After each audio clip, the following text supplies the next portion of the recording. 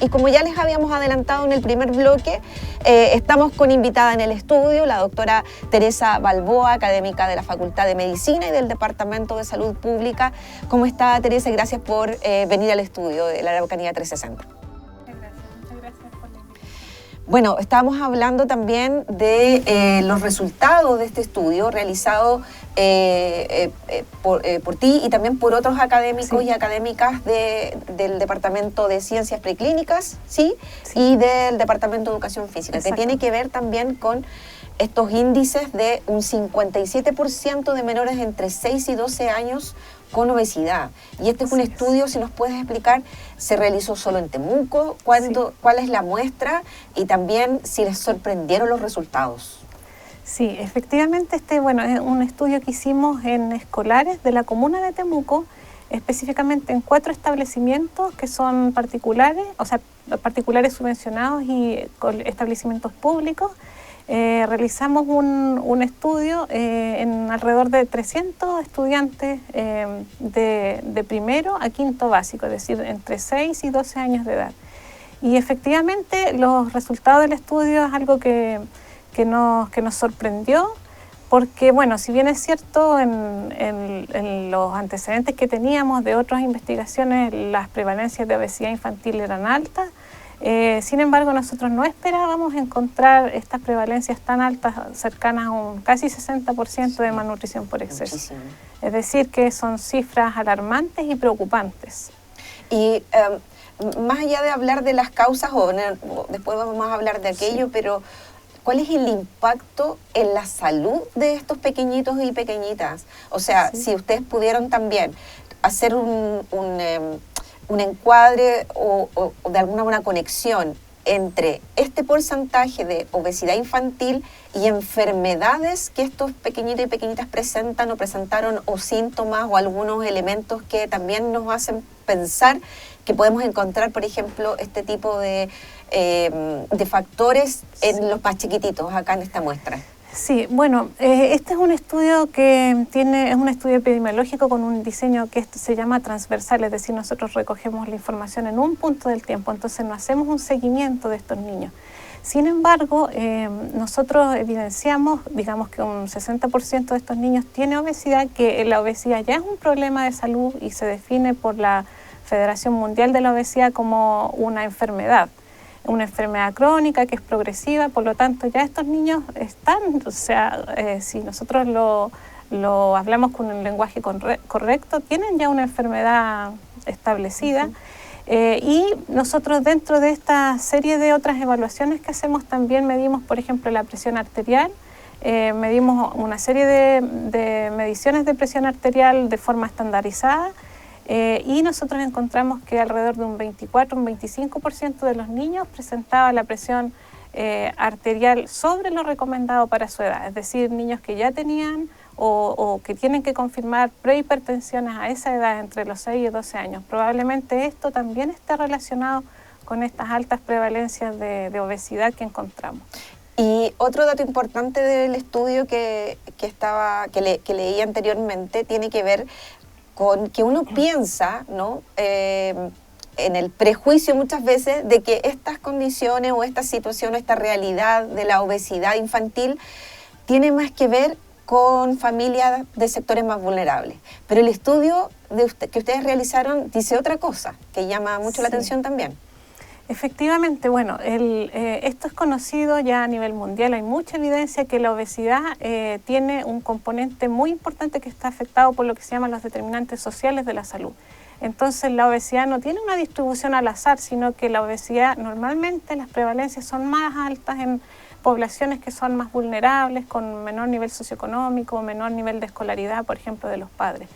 Entonces, en este sentido, nosotros el abordaje que hicimos o el estudio se realizó en estudiantes en donde un alto porcentaje de las madres de los niños, cuando nosotros hacemos el estudio, un 60% de las madres tienen un nivel socioeconómico medio alto porque tienen alta cantidad de años de estudio o años de escolaridad.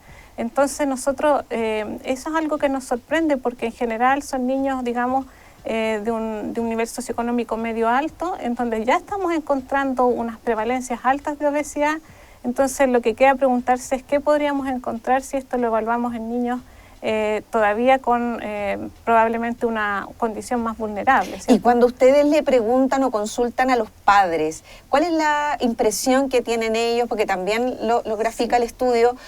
Cuando ustedes en el fondo les dicen, mire, nosotros encontramos esto en esta muestra, su hijo, su hija, no sé, pudimos ver que tiene un alto porcentaje, ¿no? O que está dentro de este grupo de pequeños y pequeñas con obesidad infantil o que tiene problemas, por ejemplo, de hipertensión. ¿Cuál es la respuesta? Bueno, en general, nosotros lo que hacemos es un estudio donde hacemos una evaluación antropométrica. También los niños se sometieron a una densitometría ósea, que es una medición que se considera gold estándar de composición corporal y por lo tanto es una muy, muy buena medición. Nosotros entonces, una vez que hacemos todas las evaluaciones y además otras evaluaciones de fuerza prensil, presión arterial y una serie de otras mediciones, una vez que nosotros tenemos todas las mediciones, hacemos un reporte hacia los padres. Pero también dentro de las entrevistas que se realizaron a los padres, nosotros preguntamos cuál es la percepción que tienen los padres del estado de salud de sus niños. Y en este caso nos sorprendió también que un 96% de los padres o de las familias indicaron que la salud de su niño era buena o excelente. Entonces, cuando nosotros después analizamos los resultados de la percepción que tienen los padres de sus hijos y lo comparamos con un 60% de obesidad en estos niños, efectivamente ahí no se está enfocando la obesidad como un problema de salud. Entonces, si las familias no ven este problema como una condición de salud, nunca va a ser abordada o va a ser más difícil abordarla. O sea, los padres, independiente de lo que ustedes le están, lo que grafica un poco lo que está contando, es que los padres no identifican que sus hijos tienen una enfermedad que se llama obesidad. Efectivamente, y eso no es algo que solamente se realice en este estudio, sino que en muchos otros estudios que tienen otras metodologías, ese es uno de los principales problemas, que si no se ve el problema, nunca se va a hacer ninguna acción para abordarla. Entonces ahí es cuando otra vez hay que enfatizar en el estado de salud de los niños y la necesidad de que tengan un estado nutricional adecuado para su edad, ¿cierto? Y probablemente por ahí también hay que enfocar este problema. Y los elementos o factores que son también, me imagino, gatillantes o que son obviamente que contribuyen más bien, ¿no? Sí. a estas cifras. No sé, las pantallas, el sedentarismo. Por ejemplo, nosotros acá también hay una cuestión que tiene que ver con nuestro clima, ¿no? Hay una cuestión territorial o las características de la zona que hacen que, por ejemplo, la gente en cierta época del año, que es la mayoría del año, sí, no sale mucho o restringe sus actividades al aire libre, más los episodios de contaminación que ya lo vamos a conversar en un ratito más. Bueno, los principales factores de riesgo para la obesidad, que ya son muy conocidos, de hecho de esto hay muchos estudios que así lo avalan, es principalmente lo que tiene que ver con la conducta alimentaria y con la conducta sedentaria y la falta de actividad física. Entonces, en este mismo estudio nosotros evidenciamos que un porcentaje muy bajo de los niños cumple las recomendaciones de actividad física para su edad, que son al menos 60 minutos de actividad física moderada, vigorosa al día. Entonces, cuando nosotros preguntamos quiénes cumplen las recomendaciones, 1 de cada 10 niños la cumple. Eso, por un lado, es un factor de riesgo. Por otro lado, otro factor de riesgo independiente es el sedentarismo como tal. Y dentro de eso, nosotros evidenciamos una alta exposición a pantalla de los niños, con exposiciones entre 6 y 7 horas al día. Es decir, nosotros pensábamos la cantidad de horas que están los niños en el colegio. Sentados, sumados a que llegan a su casa, ya no a jugar, a correr, sino a sentarse y además a exponerse a una pantalla. Probablemente también ahí es un factor de riesgo clave y en donde uno puede trabajar y enfocar todas las medidas para reducir esa cantidad de horas que están los niños expuestos a pantallas y que en general las recomendaciones dicen que niños de esta edad no deberían ver entre más de 1 o 2 horas al día. Y nosotros tenemos aquí los niños viendo 5, 6, 7 horas al día. Entonces, la falta de cumplimiento de estas recomendaciones son un factor de riesgo en donde uno podría enfocarse para mejorar este problema. O sea, también hay una responsabilidad del núcleo interno, ¿no? Evidentemente de cuidadores y cuidadoras de estos menores, en el fondo de también o estimular algunas actividades y por el otro lado también restringir de alguna manera. Eso, y por el otro lado, cuando nosotros hablamos del clima, por ejemplo, que es un tema que recurrentemente sale, si nosotros miramos niños, por ejemplo, de Europa, donde en Países Bajos, por ejemplo, o en Alemania, donde los climas son más extremos aún que en nuestra región, donde una gran cantidad del año ellos tienen lluvia y nieve, y nosotros miramos la prevalencia de obesidad y no es un problema. Las prevalencias de obesidad son muy, muy bajas comparada con las cifras que nosotros tenemos. Por lo tanto, esto uno tiene que incentivar, independientemente de que llueva, los niños pueden ir con un buen abrigo, por ejemplo, caminando. El transporte activo es clave también aquí para aumentar las horas de actividad física, es decir, el desplazamiento de los niños desde la casa a los colegios, cosa que se ha perdido mucho, porque también las ciudades no apoyan en el sentido de seguridad vial, por ejemplo. Un camino seguro desde la casa al colegio. Entonces, en todas esas medidas uno puede ir avanzando también para abordar el tema del ambiente y cómo eso incentiva la práctica de la actividad física. Doctora, también, ¿qué tan importante es, porque usted lo mencionaba, porque nuestros hijos pasan muchísimas horas en el colegio, sí, ¿no? Imaginándose que hay jornadas que hay niños que están hasta las 5 de la tarde. Sí. Por lo tanto, uno también piensa en la cantidad de horas que están sentados con recreos que son de 10, 15 minutos, donde los niños no alcanzan a gastar toda la energía, donde las clases de educación física también son bien restringidas. O sea, tenemos, ¿cuánto tienen los niños? 3 horas a la más o menos a la semana. Por lo tanto, igual es insuficiente. Sí. ¿Cómo también desde las políticas públicas abordar esta realidad? O sea, por un lado, estamos hablando de que hay proyectos de ley que lo que buscan es, por ejemplo, restringir, y volvemos a la palabra de la restricción, ¿no? Sí. Restringir venta de alimentos altos en cerca de los colegios. Sí. Pero por el otro lado, ¿cómo podemos no solo restringir, sino es que también incentivar a cambios de conducta? Que yo creo que a los niños todavía, entre estas edades que usted menciona, 6 y 12 años, son chiquititos y chiquititas que a lo mejor todavía podemos ayudar a cambiar conducta. A los que somos más viejitos nos cuesta más a lo mejor, ¿no? Pero así es. Bueno, aquí siempre cuando uno aborda un problema complejo tiene que ser abordado de los distintos niveles, del nivel individual, trabajo con la familia, con la comunidad, en este caso también con las instituciones, y ahí son claves los establecimientos educacionales. Y bueno, se está estudiando, de hecho también está en estudio y hace prácticamente una semana se está abordando una nueva estrategia para desacelerar el aumento de la prevalencia de obesidad infantil, y dentro de eso se está analizando distintas estrategias como por ejemplo aumentar la cantidad de actividad física en el colegio. Se está planteando que los niños realicen todos los días antes de iniciar las clases 30 minutos de juego, por ejemplo, de actividad física que los haga moverse. Entonces, eso todo está en estudio y yo creo que sin duda eso va a tener repercusiones positivas si es que se llega a implementar, porque es una forma de que los niños alcancen al menos a cumplir las recomendaciones que se estipulan a nivel internacional en función de la actividad física que un niño debe realizar diariamente. De hecho, hoy día, por ejemplo, hay colegios que están tomando algunas medidas en el sentido que, bueno, por dos cosas también, que tienen que ver con la atención que los mismos jóvenes, los adolescentes y los más niñitos ponen en clases con el uso de los celulares. Entonces, ya de hecho hay un instructivo que tiene el Ministerio de Educación en su página como para recomendaciones de que, no sé, tomar la decisión de poner la cajita y que los niños en el fondo coloquen sus teléfonos ahí. Porque también llama la atención, lo digo porque tengo hijas chicas, ¿no? De 12 y 9. Y me mencionan en algunos casos que me llaman también la atención, que tiene que ver con que los pequeños no solo usan el celular, por ejemplo, en espacios con los compañeros, sino es que se aíslan mucho. Me dicen, mamá, ¿sabes qué? Hay un compañero X que en el fondo no comparte con nadie porque al recreo saca su teléfono también y se queda ahí pegado. Entonces también tiene que ver con otros factores que tienen que ver con la socialización, ¿no? Y otros elementos.